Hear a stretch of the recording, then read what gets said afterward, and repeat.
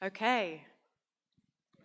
Thank you so much for coming out this morning. It's extremely cold and we appreciate it. So I'm Emily and we've got an amazing panel this morning to talk about health inequalities, including in relation to the COVID-19 pandemic, of course, but also more broadly. I know that you're not here to listen to me, so I'll simply say that it's been a real pleasure to get to know the work of these three people for this event. I was saying to Leah backstage that I will be buying Womb for a number of people for Christmas and indeed for my nieces in the future. It's an excellent book and does all the things you wish you'd been taught at school about your own body. I also found Pharmanomics hugely educational. I am someone that hadn't paid close enough attention to the inequalities of the vaccine rollout, and I now feel really educated, but in a way that felt kind of truly accessible, but also evidence-based. So I'm genuinely appreciative that you've written this book, Nick. And Saleyha's work that I've reviewed over the last few days has moved me in ways that I hope it's not going to move me while I sit here in front of people. But she is working hard to bring justice to people who lost their lives during the COVID-19 pandemic and the underlying factors that led to so many lives being lost. So, I mean, what an incredible lineup. In terms of format, I'm going to do formal introductions of their work in a moment, and then each speaker is going to share some thoughts for up to 5 minutes each. And then I'll ask them some questions, and then we'll open out to questions from you. So do be formulating those if you want to. So to tell you who's in front of you, we have Dr. Saleyha Ahsan, a former British Army captain who served in Bosnia and who has a master's degree in international human rights and humanitarian law. Saleyha works as a freelance filmmaker, reporting on stories concerning healthcare in the UK and around the world. She has reported on the conflict in Syria for Panorama and has written about the state of emergency medicine in the NHS for The Guardian, as well as presenting the BBC programme Trust Me, I'm a Doctor. She has worked on the front lines of medicine, both in the UK today and in conflict zones, and is passionate about targeting healthcare in war, something I'm sure we're all thinking about at the moment. Leah Hazard, to my right, is an NHS midwife and the author of 3 books: The Father's Home Birth Handbook, Hard Pushed, A Midwife's Story, which was a Sunday Times bestseller, and Womb, which we're here to talk about today, the inside story of where we all began. Leah is a frequent commentator on reproductive health and justice across the media, making contributions to the BBC, Sky News, Channel 4, The New Statesman, The Guardian, and more. She is proud to be a trustee of AMA Birth Companions, which supports vulnerable and isolated people during the birthing year.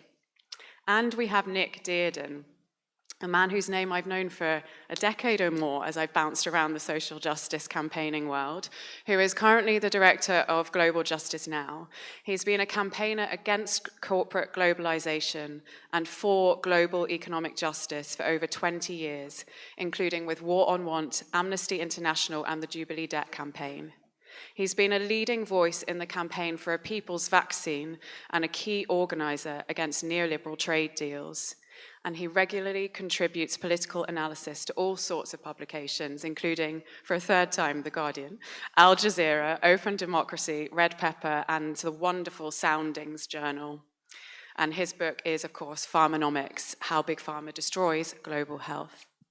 So I'm going to pass to Saleyha to start us off, if that's okay, if you'd like to share some thoughts. Yeah, lovely. Absolute honour and privilege to be invited to be here on such a fantastic panel today. So thank you for having me.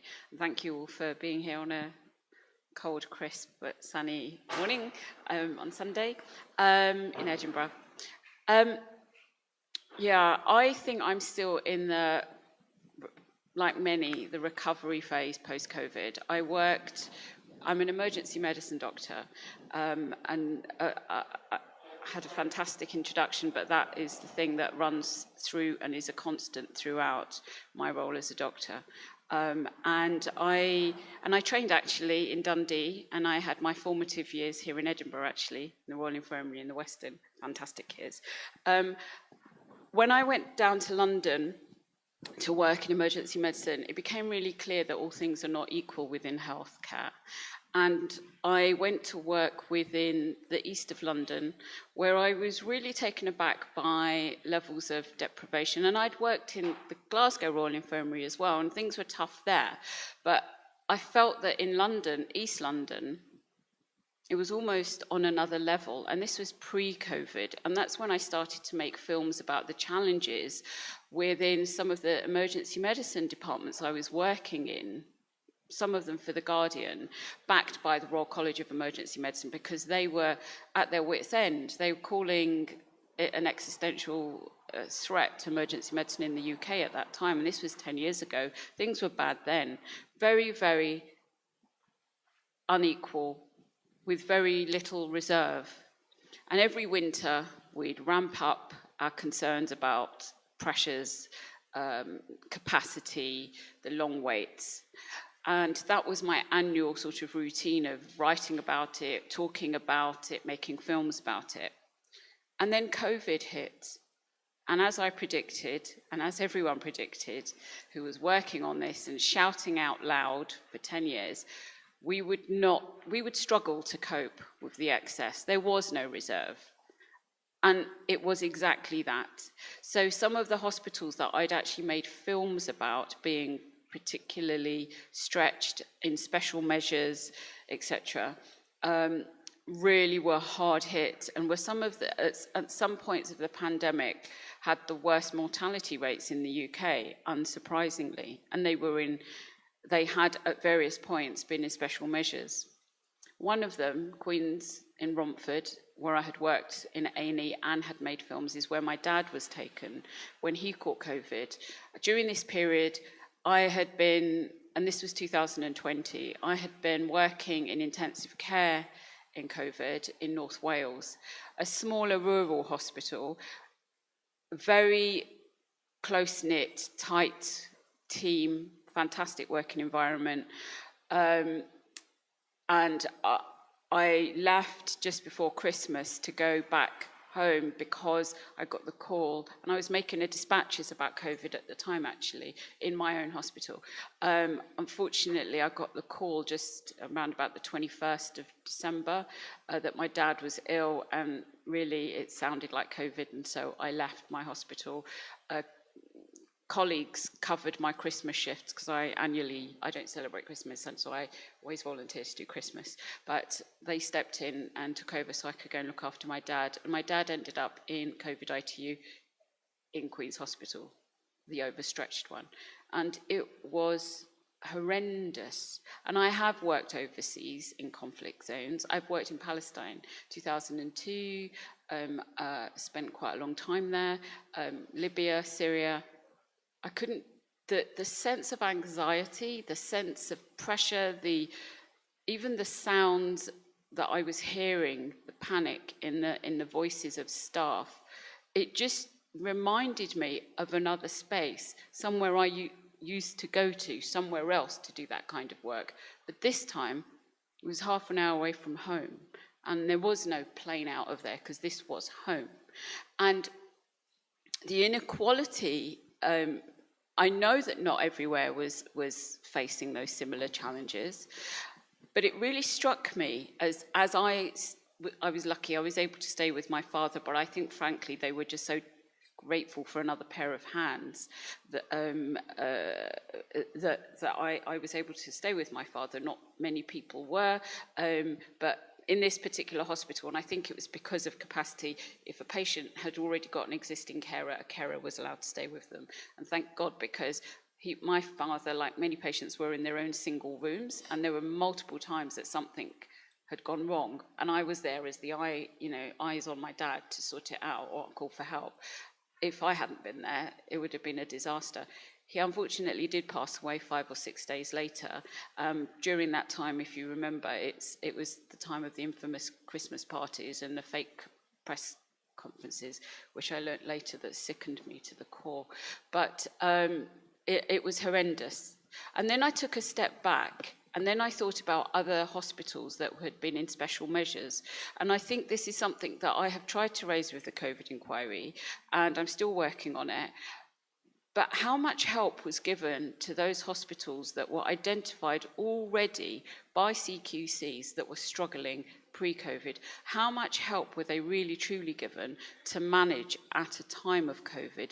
Not much. And if you look back, I have often clocked which ones are in special measures and have been identified as struggling. They're often unsurprisingly, in the harder hit areas, where the deprived areas, very mixed population in terms of ethnicity, and a workforce that is often a rotational one with locum doctors in and out. It's not often the places that you wouldn't, if you could choose to go, if your loved one is sick. But this is, this is the reality. But I noticed on the news that some of the hospitals that were featuring with the highest statistics, unsurprisingly, were from the hospitals that were in special measures. And I think that's what I just wanted to put out there and say, because more needs to be done about looking at the reasons as to why these hospitals are in special measures and really doing concrete things to tackle this. And whatever they had done clearly wasn't working. And COVID, I think, was a big test of that. And the final thing I'll finish off with, the really concerning thing about the inquiry at the moment is that the voices of the bereaved are really not being heard from there. I am part of the COVID Bereaved Families for Justice group, and we are fighting every single day to have a voice in that inquiry. We are not part of it, hardly.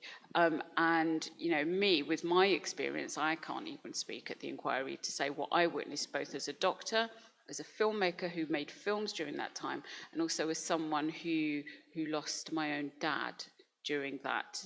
And, I have a profile and they don't really want to hear from me. So that's a struggle. But the most alarming thing is that the voices of different sections of society also, looking at the inequalities across demographics, ethnicities, they are not readily being heard. We've had to fight. Baroness Hallett didn't want that as a section within the inquiry in the first place, and our lawyers fought hard against that decision. And it now will feature, but it doesn't feature in all of the modules, which I think is really missing the point. Yeah, thank you so much, Saleyha. Yeah, there's lots more that we'll get into about that in the questions. Because of the COVID thread, can I pass over to Nick? Yeah, definitely, thank you. So when COVID struck, I'd already been working on the pharmaceutical industry for 3 or 4 years. My organisation, Global Justice Now, campaigned on it. So I already knew that the pharmaceutical industry had no interest at all in the lives of most people in the world, no interest at all in the diseases that take most lives prematurely in most of the world, like tuberculosis and malaria. No real interest in what might become a pandemic, the pathogens that might cause a pandemic, because a pandemic might not happen, and that's very risky, and it is not an industry that takes a lot of risks. No interest in, or little interest in curing disease. I mean, the ideal disease for the pharmaceutical industry is a chronic disease which you can treat year in, year out, because what they're really interested in is maximizing their return to shareholders. It's really an industry that doesn't produce medicines but produces profits. And so producing those medicines which can levy the highest return for people. And so we were really concerned when COVID hit that if we simply handed the research to make vaccines over to these big pharmaceutical companies, it was not going to be a positive experience for most people in the world. And I say handed over because, as I said, before the pandemic hit, the pharmaceutical companies had no interest at all in coronavirus. They were doing no research into it at all, despite being warned by the World Health Organization and others.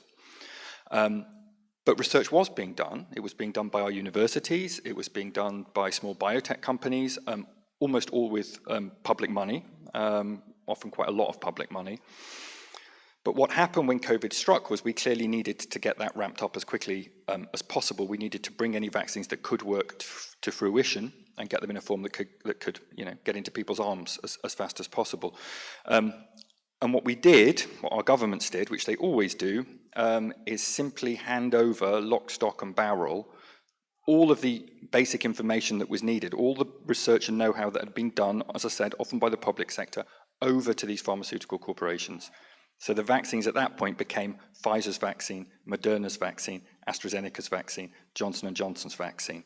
And then what happened is all decisions around how many vaccines were made and where, who got to buy them and at what price, was taken in secret by corporate executives on the basis of how much they could maximize their return to shareholders, which is just such a bad way to deal, such a bad and unjust way to deal with a vaccine rollout, but unfortunately is symptomatic of how many decisions in our society are made. Many decisions that should be made democratically in the public interest are taken behind closed doors by corporate executives for the benefit of their shareholders. And so in that way, the pharmaceutical industry became a symbol for me of everything that's wrong in our society. We know what it led to. It led to inequality in who got vaccines and who doesn't, so bad that some of our allies in South Africa called it vaccine apartheid. You know, when we were here 2 years ago, having received our third, maybe fourth jab, many countries in the world had not even been able to vaccinate their frontline health workers or the most vulnerable in their societies. You know, Western vaccines were almost nowhere in Asia, Africa, and Latin America. So that was scandalous, but it took me on to a bigger point, which I'll finish with, which is that this isn't just about the Global South and how badly it affects people in the Global South, as shocking and outrageous as that is, and as much as that needs to be changed. It actually affects all of us, because this industry has become so obsessed with making profits that it's actually almost forgotten how to make medicines anymore. So they've stopped basically doing research, very much research and development. They've stopped worrying about their factories and their staff. That's not the bit of the organizations that make money. What makes money is the intellectual property. What makes money is the patents, the monopolies they hold on drugs. And so this industry has come to be about buying up patents, buying up intellectual property and squeezing as much as they possibly can out of that intellectual property, whatever the consequences.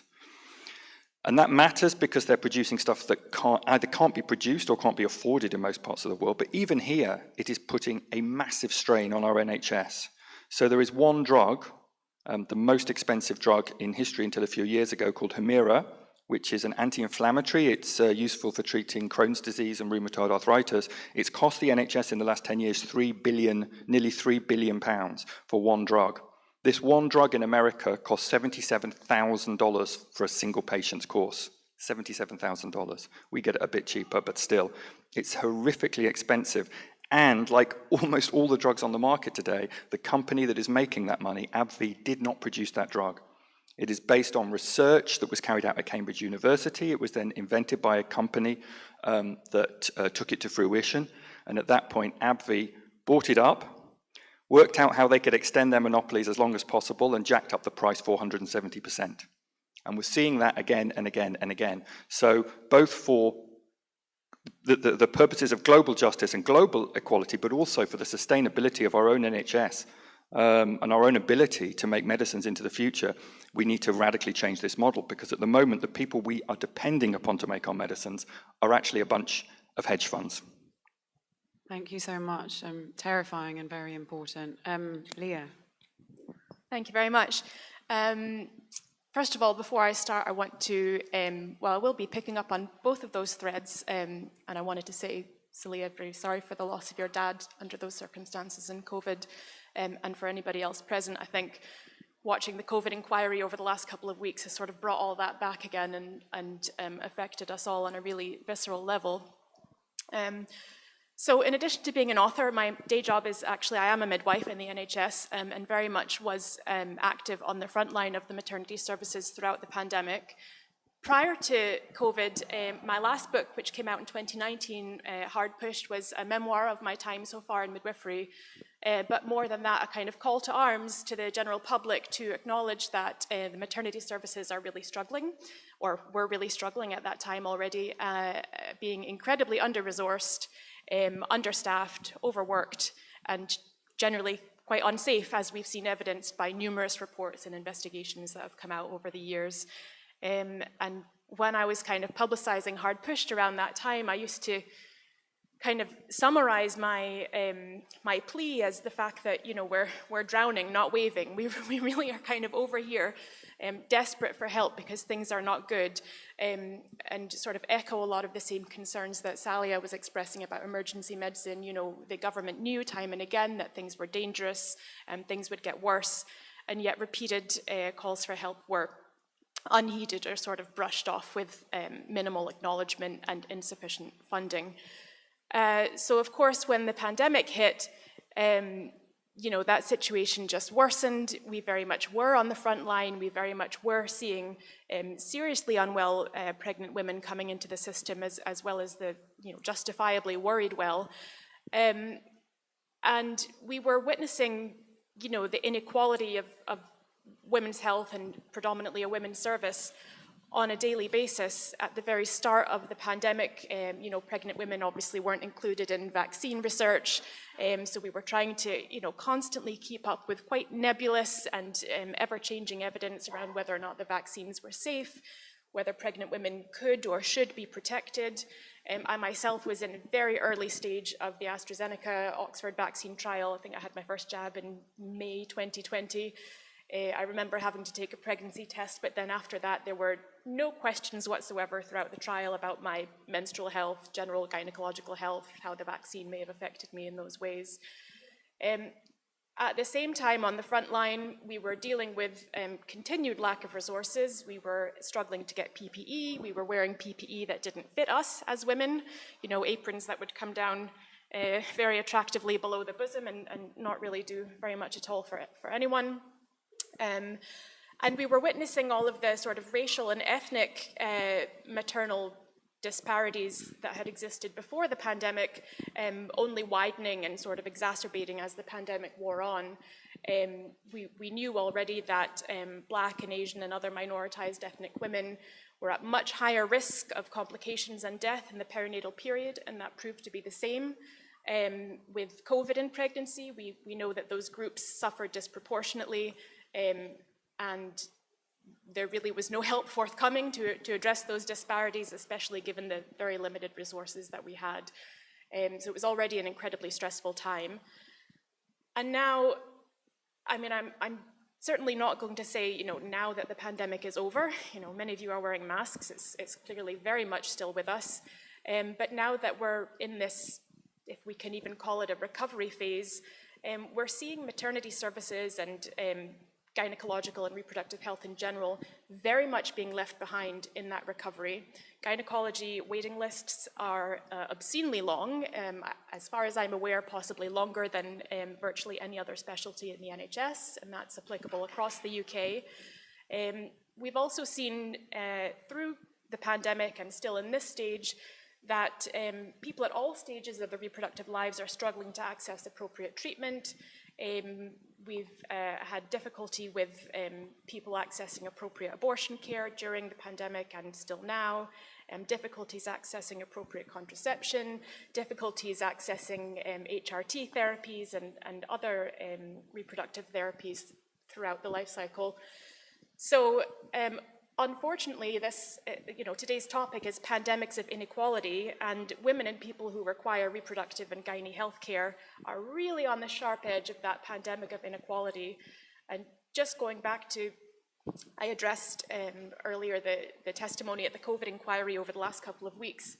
One of the features that's quite rightly made the news was the testimony of Helen McNamara, who, you know, it's not often that I would mention a Conservative minister in a positive light, but she did attempt to raise some concerns very early on about the fact that women and people who require reproductive health care were being left out of important conversations. You know, that there were these strange rules around partners attending in labour, for example, but people could go to football matches, and the PPE that didn't fit us, and the abortion care that wasn't there. And she was summarily dismissed, if not ridiculed, by her male colleagues. This was infuriating then, and it's infuriating now to know that those concerns really were brought up and dismissed. So that pandemic of inequality very much has affected reproductive health care and continues to do so. Thank you so much. I think that makes really clear the kind of underlying common ground between all of your work as well. All three of you have talked about ways in which, in the pandemic and prior, the pandemic being a kind of symptom of these underlying factors, some people count and some people don't when it comes to healthcare and the rights and resources that relate to that. But I did also notice very strongly in both of the books that it's not only that some people count and some people don't, it's that those who don't count, marginalized people, are often treated as a kind of collateral damage in particular ways. So I'm thinking about trials and testings you talked about in your book, Nick, and aspects of marginalized women being treated in particular ways and other genders. I wondered if you could talk a bit about this kind of idea of those who don't count being treated as collateral damage by the way we've organized things at the moment. I might come to Nick first, if that's okay. Yeah, so there's some shocking examples. I mean, even in, the United States, the people who tend to have drugs tested on them, although they do it voluntarily to an extent, are the people who need the money. And so they're the people who have to take the risks because, that's what they get paid for. But in other countries, it's even worse than that. So, the worst example I came across was a part of Nigeria called Kano, where there was an outbreak of meningitis, and there was a company, I think it was Pfizer, but I'd have to check back, who'd made quite an experimental drug that they hoped could do something about meningitis, and they kind of just flew in and kind of used it as a test ground. And they were there, and MSF were also there. And the way that they behaved was just, it was a way that they would never have got away with behaving in the West. They didn't have proper consent forms for many, and they kind of claimed later it's because people couldn't read or write. And then, if someone goes in and talks to people and they say, well, yeah, I'm literate, I can read and write, and it was never explained to me properly. When the drug didn't work, when the experimental drug didn't work on some of the kids, normally, if that happens here, you revert to an older form of therapy. They didn't do that. They just kind of waited to see what would happen. And that means that part of Nigeria, understandably, is extremely skeptical to this day about Western medicine. And I think that's interesting as well, because one of the things we saw in COVID was obviously the rise of vaccine skepticism on a kind of quite incredible level. And I'm not a vaccine skeptic at all, but I do think the way the pharmaceutical companies behave feeds into people's distrust of the system. If you look at what people really trusted during the pandemic here, it was the NHS.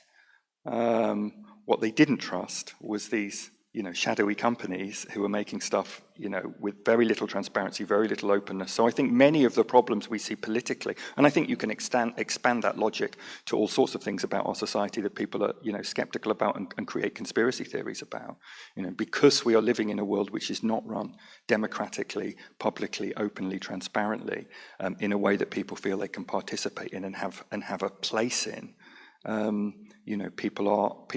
political fabric of our society is coming apart because it's so extreme. Thank you. I don't know if Leah, you have anything you'd like to share? Yes, Yeah. I have a few remarks to share. Yeah, in terms of people being treated as collateral damage in the pandemic and, at other times, again, not to beat the same drum, women are often treated as fairly expendable during these times, and marginalized and minoritized women even more so. We knew at the onset of the pandemic, for example, in the maternity services that sadly Black women were 5 times more likely than their white counterparts to die in the perinatal year.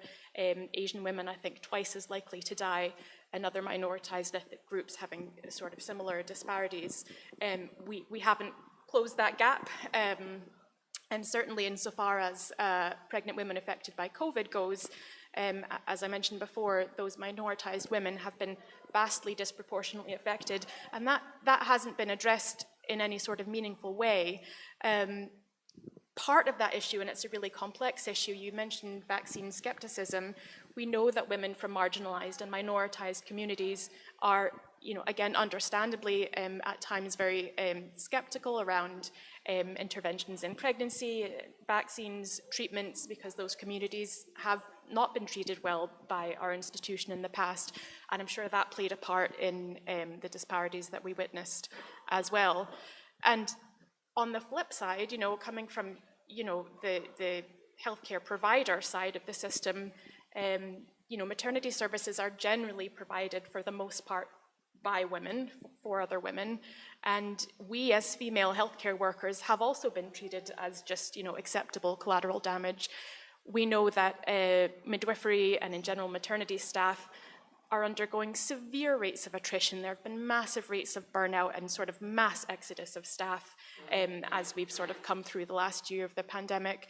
And although the government pays sort of lip service to the fact that that is happening and sort of gives the occasional tokenistic nod to the various investigations that come out, they're not addressing that in any meaningful way. The funding is not forthcoming, and it's just seen as sort of an acceptable, maybe unfortunate inevitability that we will just continue to leave in our droves. So unfortunately, on both sides of the maternity service, we're seeing that that attitude that, it's just, collateral damage. Thank you. And I wonder, Saleyha, if you want to add something, and also whether to say anything about what's driving that. Like pre-pandemic, you talked about that these things were already there. There are obviously big structural, long-term factors there, and feel free to, say anything about that. I'm actually going to bring us up to date to now, and it's going to be more on, because the thought when you said the question at the beginning, those who don't count being collateral damage. Now, I'm going to talk about Gaza, because that is, there is a pandemic of inequality. And what has been going on in Palestine has been going on for a rather long time. But a bit like COVID, there were warning shots, people calling out that things weren't right for many, many years. And now we are where we are. And Gaza had no reserve to deal with what's been going on in the last few days. And I'm going to talk about the collateral damage that's going on right now. This morning, all morning, I have been doing whatever I can through whatever networks I've got. And to be honest, it's off this, because that's all the reach I have. Imploring whoever I can to speak about the 37 babies who are out of their incubators now. The premature babies who you will know who will need those incubators for thermal regulation of their body temperatures, closely monitored, that will need oxygenation. I have never heard in all my career, and I'm ex-military, I've worked in these kind of settings before, and my PhD that I'm doing currently now and been looking at for a long time is the impact of attacks against healthcare in war. I have never seen anything like this. The fact that it's happening is one thing. The fact that this has been going on for a few days now, if not like a week. They have been putting out SOSs from that hospital, Al Shifa, about those babies for weeks. Transfers out of hospitals are complex. They require sophisticated equipment and highly specialized trained people to do these kinds of transfers. I know when I have a sick child in an A&E department and I've got to call the child retrieval team, I see what they come with. There's like an army that arrives. It's huge. And there are 37 of these babies. But okay, we can do it, we can manage it. However, what I'm really shocked and appalled by is, number one, it's not at the top of every media page, and it should be. It should be the top headline of every single paper and on every single news outlet right now. I think they're catching up now, because I myself have tried to put out a hashtag, Save the Babies, NICU transfer now, and I've written to every single college, Royal College president that I can think of. I've reached out to media contacts. Frankly, I am staggered. I am staggered by the relative apathy towards them. Yes, The agencies that normally call out have been calling out. But why this hasn't gripped everyone, this one singular story maybe, because sometimes all it takes is one thing that everyone focuses on. It's 36 actually. Another one died this morning. 3 have died. They don't have long. This is a time-critical thing. It's disgusting. So there is a pandemic of inequality, and I think the situation in Gaza and Palestine epitomizes it. Thank you very much. I'm sure everyone is watching with absolute horror, and there was a major demonstration in Edinburgh yesterday, and I'm sure, unfortunately, there will be in weeks going forward as well. I was going to ask this question anyway, and it leads on that it struck me looking at all of your work and thinking about this, that there is a underlying ideology of colonialism at play, of who counts, who doesn't, of that it being acceptable to oppress othered bodies and othered identities.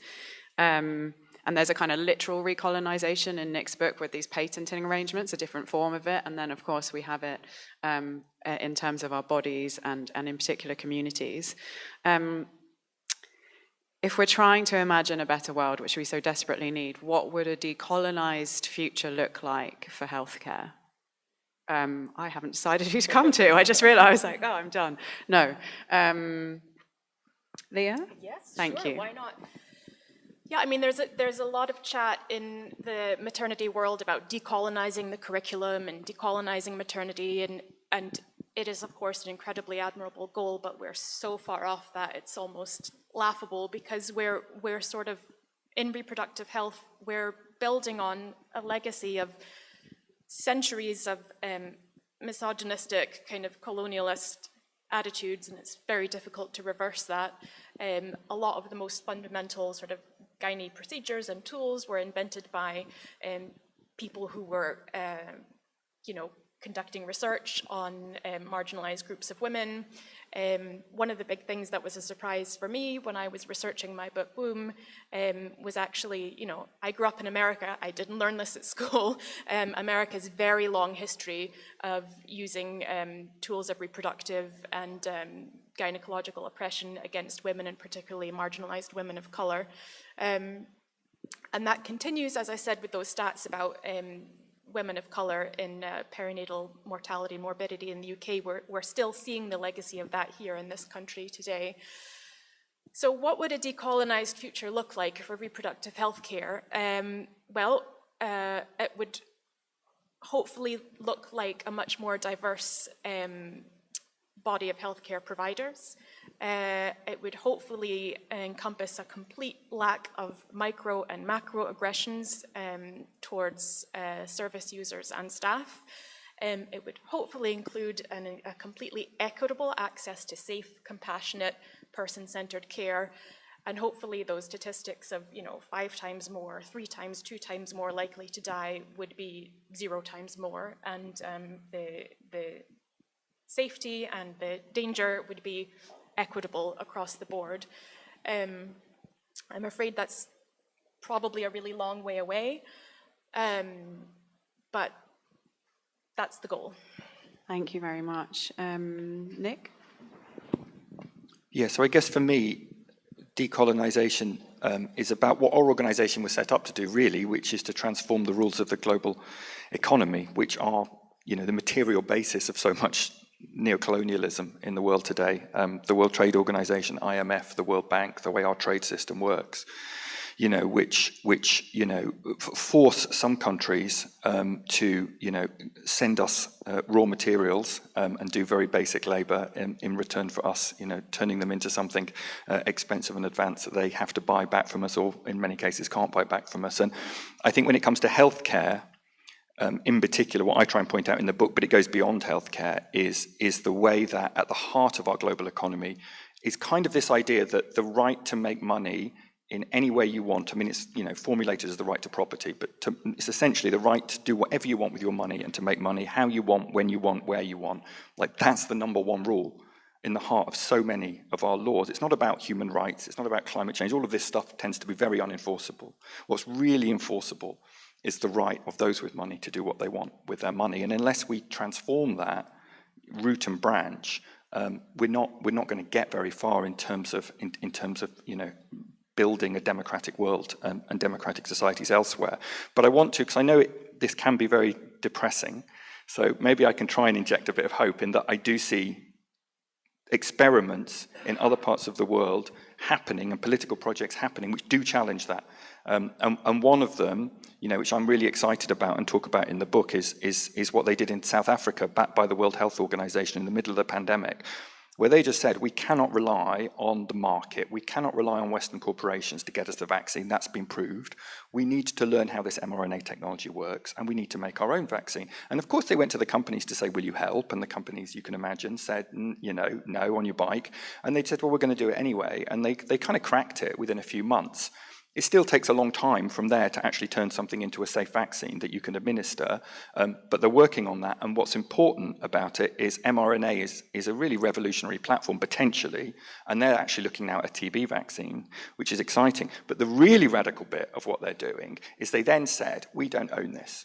We're going to share this with everyone in the world, patent-free, who we think can safely make it, and they have started a program already of training scientists and doctors who are coming from India, from Brazil, from Argentina, from Ukraine, from all places around the world that have expressed an interest, and they're saying, it's yours. And so now that all of these countries are working on their own mRNA development, and if we could begin replicating that across different medical systems, we would just begin to develop within the system that we've got now, like a revolutionary different way of making medicines that could spread and hopefully outcompete these big corporations. Thank you so much for that. I'm going to come to you in a sec, Saleyha, just to say we will then be going to questions from the audience after Saleyha has responded. So decolonisation of healthcare, what would that look like? For a start, I think within the NHS, I have a friend who's a dermatology consultant. She's originally from family from Ghana. She was born in Ayr, actually, and grew up in Scotland. We studied together. She's now a dermatologist.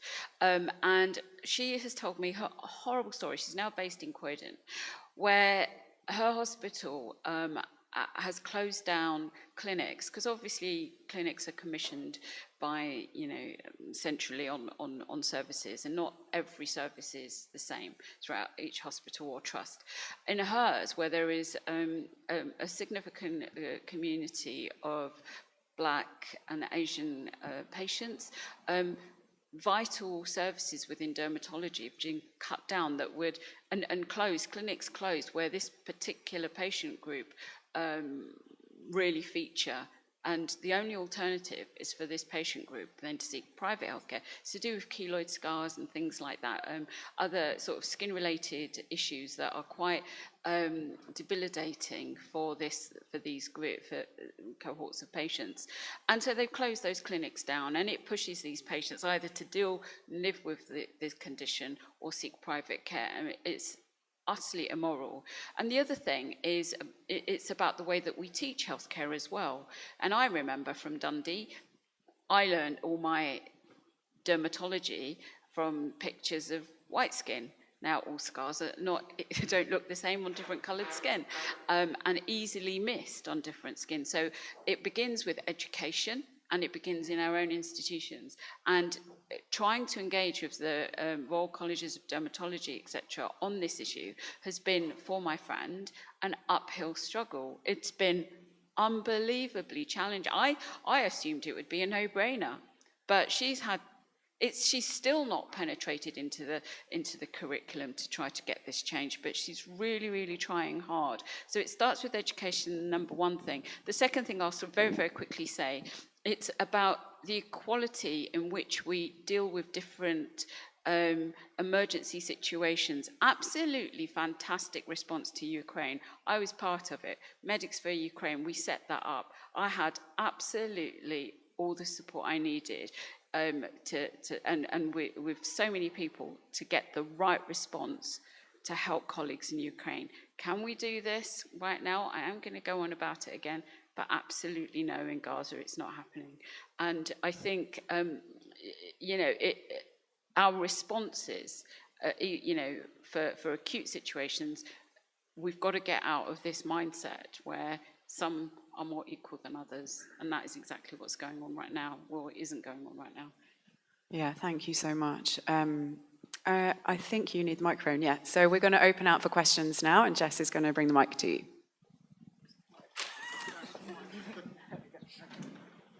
So do we have any questions? Yeah, we've got quite a few questions. So I think I saw that one first in the back, so I'm just going to come to you first.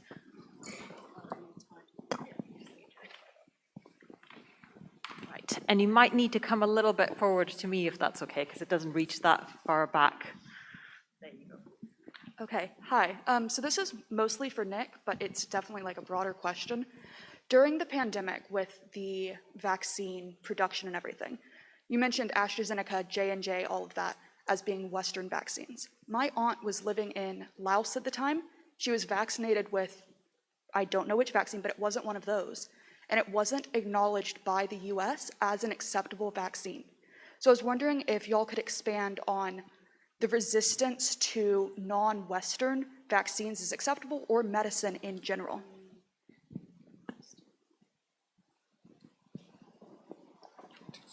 I don't have a mic anymore. Yeah, it was probably, I mean, I would imagine it was probably one of the Chinese vaccines, Sinopharm and Sinovac. I mean, thank God they existed, because like virtually everybody in the first year who was in the global south got one of those vaccines. Some of them got the Russian vaccine as well. That wasn't as effective. But yes, you're absolutely right. There is an inbuilt bias, I think even in the World Health Organization, to be honest, towards Western vaccines. There were other very good vaccines that were produced in other places. Cuba produced 3 effective vaccines and vaccinated its whole population. And the World Health Organization simply, yeah, I think it's got this inbuilt kind of the West is best bias in the way that it thinks about these things, and they must surely be the best vaccines because the most money's gone into them and all the rest of them. And you know, clearly that wasn't the case. In fact, the mRNA vaccines, although they worked, I mean, it was risky. We didn't know they were going to work at the beginning of the pandemic. We didn't know it was possible that you could do that. So, you know, it paid off, and that's great. But the reason Pfizer and Moderna went for that is because they were actually looking at not what the safest option would be, but the most profitable option would be by using a new technology. Cuba didn't do that. They went with the tried and tested, and that worked for them as well. So, I think it's an enormous problem. The only positive is it's the first time I think that so many different vaccines have been created by so many different countries, and some of them took a while to get there because it's new for them, not for China and India, but for other countries it was fairly new. But I hope that that's given them a confidence in their own abilities, their own scientific abilities and health systems that will create a more pluralistic medical system next time, in future. Let's go to So my name's Bryce. I'm from the Global Justice Edinburgh Youth Network, and I asked this question in Dundee University actually, because I was there at an event with Global Justice Now was hosting, and just looking at how, because we've got the National Health Service, have we thought about maybe creating a national pharmaceutical service?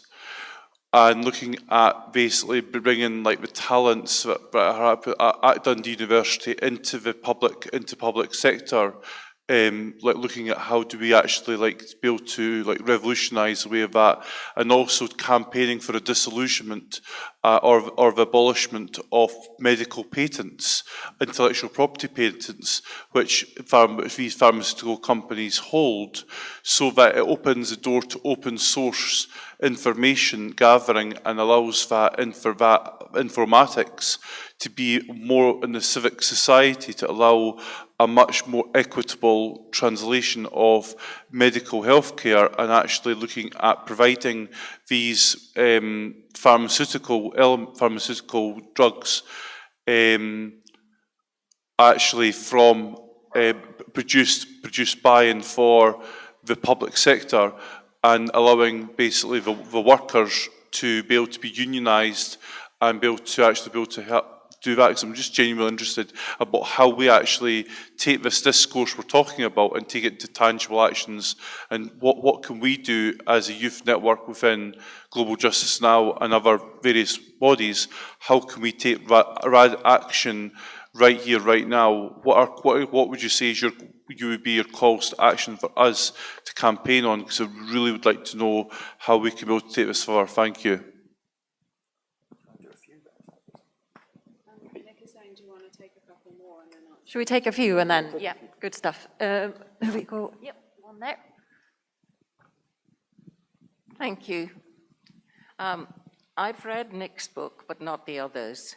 And within what I've read and what you've said, you were very, very helpful in discussing terms of structure and the global economy, and also in the last chapters, the various places where something might be happening that begins to chip at the hegemony of the global economy. Now, I was in education myself before I retired, working in social justice and emotional education, and the market was taking over the university, absolutely. And I've heard from many people in healthcare, and it's terribly emotionally from you two this morning, of the damage that's done to persons. So my question is really, do you find places within healthcare generally where the sway of the market to turn our needs aside can be undermined? As Nick talked about in the end chapters, they're small places, is the only way I see them happening. We shout at the top, but we work at the bottom. Should we take one more and then, yeah.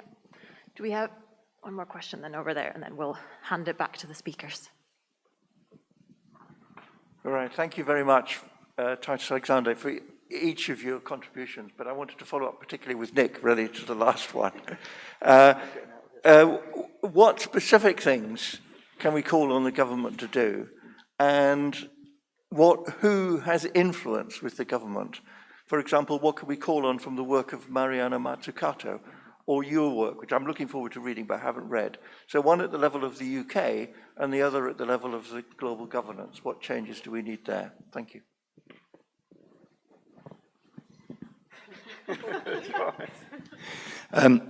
So yeah, I mean, I can follow up with you in more detail, but I'm getting asked all the time, basically now, by STEM students, particularly medical research students, how do I do something that doesn't just end up like helping big pharma's profits? How do I work in a different way? And there is a network being set up. There's a group called Autonomy. I don't know if you've heard of it. It's like a kind of think tank, but kind of workers' rights based, and they're setting up a network and hopefully bringing a lot of people together who are talking to me all the time to begin to work out how they can create that change, even if it's by small projects like you've talked about.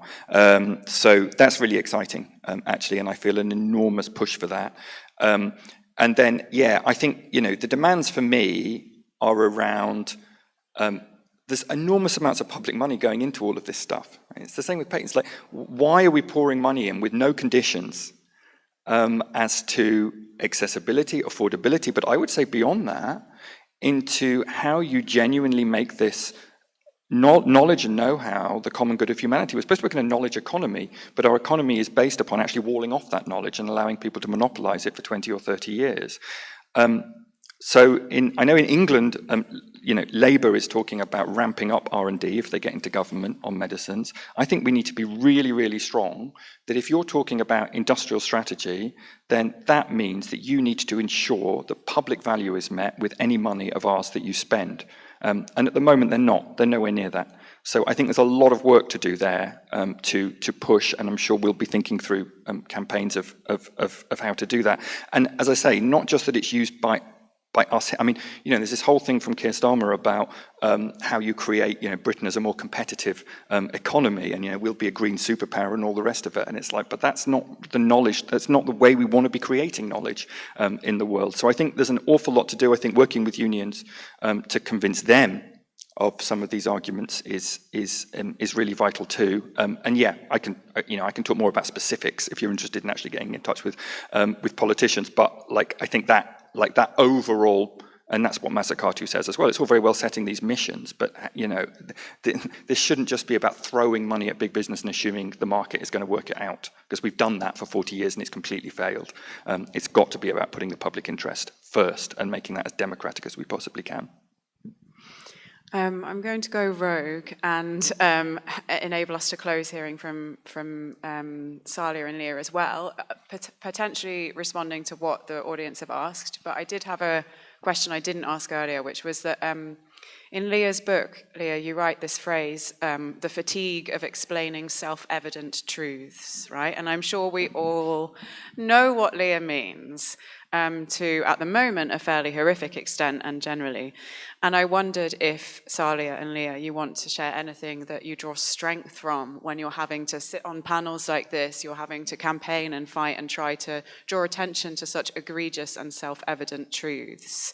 I'll come to Saleyha first, if that's okay. Yeah, it happened, it's something I go back to every time, and it's something that happened here, actually, in Edinburgh, when I was in my second year as a foundation doctor at the Western, working in the gastro ward. I had a fantastic senior registrar who's now a consultant in gastroenterology, teaching us on a ward round.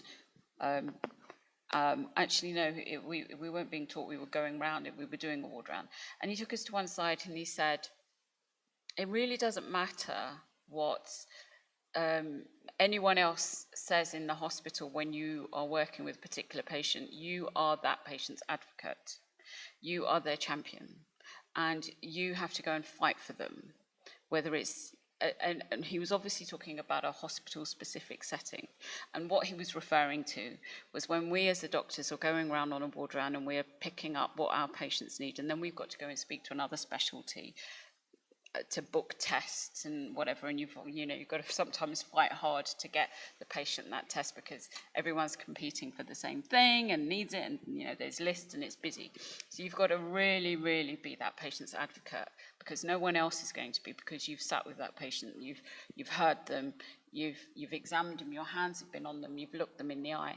And if you're not going to fight for them, then no one else is in the way that you can. And so I have taken that lifelong lesson with me in everything else I do.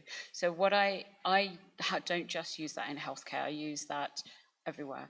And most of the things that help me is that the things that I speak about are based on where I've been, people that I'm speaking to, hearing their own testimonies. That's why journalism for me, which was my very first career, is very, very important. It was about being there to bear witness and then taking that and taking it forward, and that's what drives me, definitely, 100%. Thank you so much, Leah. Yeah, I mean, I would definitely echo that theme of bearing witness. It is certainly exhausting to continuously try and explain self-evident truths to an unhearing, unfeeling government and those in power who maybe wouldn't acknowledge or would even deny those truths. But what is encouraging is that there's power in the individual and there's power in grassroots. And this gentleman in the front row ask the question of, what immediate radical action can you take as an individual or as a student group to promote social justice? And my answer to that would be, look around you and inform yourself about the points of view of people who are different from you, but who may also be in need of help. So, women also walk among us.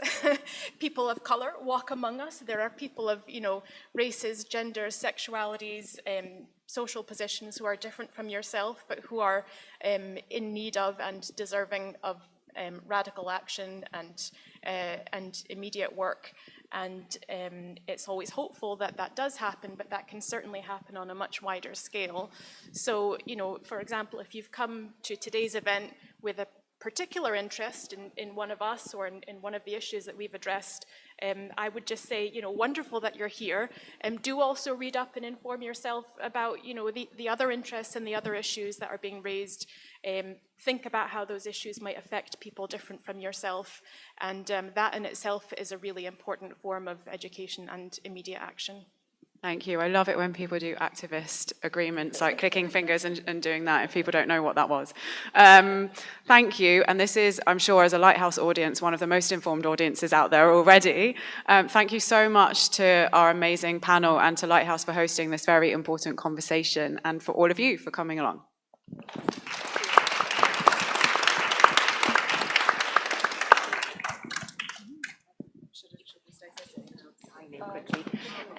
There's a signing table at the back, so we're just gonna, if you give us a beat to get our speakers back to the signing table, you can get your books signed and you can buy them at the back as well and ask any questions.